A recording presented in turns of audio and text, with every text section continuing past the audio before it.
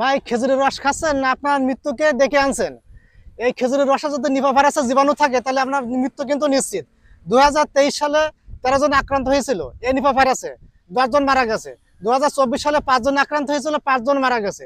তো প্রশ্ন হচ্ছে নিপা ভাইরাসটা কি, এই নিপা ভাইরাসটা কিভাবে ছড়ায় এবং এর বাহক কি, এই নিপা ভাইরাসের জীবাণু বাহক কি? নিপা ভাইরাসের জীবাণু বাহক হচ্ছে বাদুড়। বাদুড় তো আপনারা নিশ্চয়ই চেনেন। বাদুড়ের বিষটা এবং নালা থেকে এই নিপা ভাইরাসের জীবাণু ছড়ায়। এটা কিন্তু একটা সোয়াইস রোগ, এটা মানুষ থেকে মানুষে কিন্তু ছড়ায়। তো আপনাকে খেয়াল রাখতে হবে, রস খাওয়ার আগে অবশ্যই কিন্তু আপনার সাবধান হতে হবে। আপনি এইভাবে ঢাকা অবস্থায় রস খাবেন, যদি খোলা অবস্থায় যদি রস আপনি খান তাহলে আপনার মৃত্যু কিন্তু নিশ্চিত। এবং আপনাকে সাবধান হতে হবে। সচেতনমূলক ভিডিও থেকে আপনারা নিজেরা শিক্ষা নেবেন এবং অপরকে এই ধরনের শিক্ষা দেবেন। সামনে কিন্তু শীতকাল, এই শীতকালে কিন্তু মানুষ সচরাচর কিন্তু এই ধরনের কাঁচা রস খেয়ে থাকে। তো মানুষকে অবশ্যই আপনারা সাবধান করবেন, তা নাহলে কিন্তু অনেক বড় ক্ষতি হয়ে যেতে পারে। আসসালামু আলাইকুম রহমতুল্লাহ।